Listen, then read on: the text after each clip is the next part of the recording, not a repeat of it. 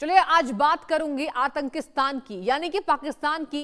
पाकिस्तान एक ऐसा मुल्क है जिसकी फितरत में सिर्फ और सिर्फ भारत के खिलाफ साजिशें बनाना है। पाकिस्तान की नापाक साजिशों को भारत ने हमेशा नेस्त नाबूद किया। पाकिस्तानी आतंकियों ने पिछले साल पहलगाम में आतंकी हमला किया था, भारत के निहत्थे लोगों को मारा, जिसका जवाब भारतीय सेना ने ऑपरेशन सिंदूर में ऐसा दिया कि पाकिस्तान में मौजूद जैश और लश्कर के आतंकी अड्डों को मिट्टी में मिला दिया। लेकिन पाकिस्तान है कि मानता नहीं।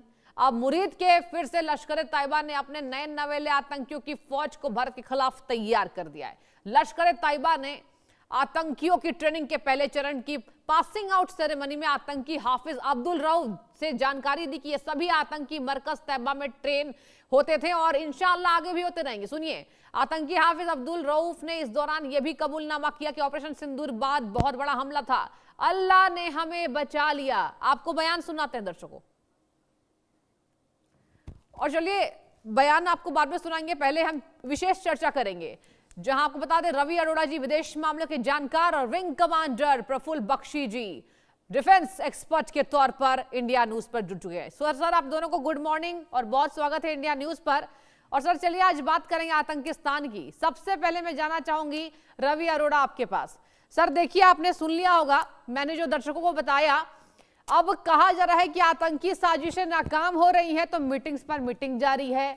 और अब देखिए, आपने देखा होगा कि सेना प्रमुख ने ये जवाब दिया था कि अभी ऑपरेशन सिंदूर जारी है। और देखिए सर, लगातार घुसपैठ की कोशिश, लगातार ड्रोन के हमले। आज क्या कहेंगे, इतना मात खाने के बाद भी पाकिस्तान सुधरेगा नहीं?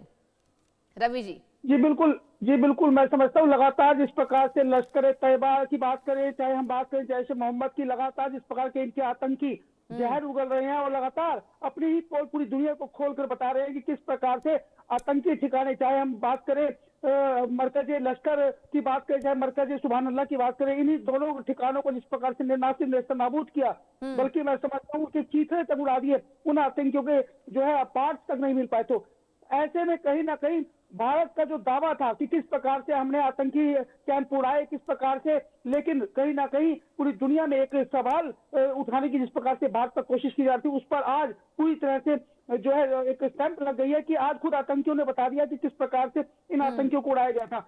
हाफिज अब्दुल रऊफ जो कि ऑपरेशन कमांडर है लश्कर का, मैं समझता हूँ उसका यह बयान पूरे अपने आप में बहुत मायने रखता है। दूसरा, उसने एक बहुत बड़ा खुलासा किया किस प्रकार से चीन उनकी मदद कर रहा था, उन्हें पूरी तरह से पूरा ऑपरेशनल इंटेलिजेंस जिस प्रकार से हो रहा था वहां पे, और जिस प्रकार से भारत अगली कार्रवाई कर रहा था, उसकी एक पल पल की खबर उन तक पहुंचा रहा था। यह बात भी खुलासा करके कहीं ना कहीं यह भी साबित कर दिया कि किस प्रकार से चीन पाकिस्तानी आतंकवादियों को सपोर्ट करता है, उनको हथियार देता रहा है।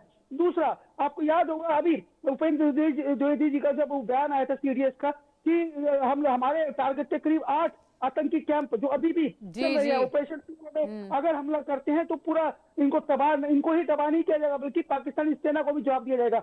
उसके बाद से कहीं ना कहीं एक मीटिंग होती है, वो मीटिंग बहावलपुर के जो लश्कर जो मरकज सुभान अल्लाह थी उसके जस्ट पास में एक मस्जिद में की गई थी, जिसमें मोहम्मद मसूद अजहर और हाफिज सईद का बेटा तलहा शहीद शामिल हुए थे। उसमें एक हमजा मूसा भी था, और ये वही हमजा मूसा है जिसने कुछ दिन पहले एलओसी के पास बॉर्डर एरिया में एक बयान दिया था। उसने कहा था कि हिंदुओं को मार कर ही हमें जिहाद करना पड़ेगा, तभी कश्मीर का हल निकलेगा, कश्मीर हमारा होगा। तो ये बयान जिस प्रकार से आतंकी लगातार उछल कर बोल रहे हैं, मतलब साफ है कि अब 3.5 फुट के गड्ढे पाकिस्तान को बनवा लेने चाहिए, क्योंकि भारी तादाद में आपकी बात जो तबाही मचेगी शायद उसको कोई रोकने वाला नहीं मिलेगा। बिल्कुल।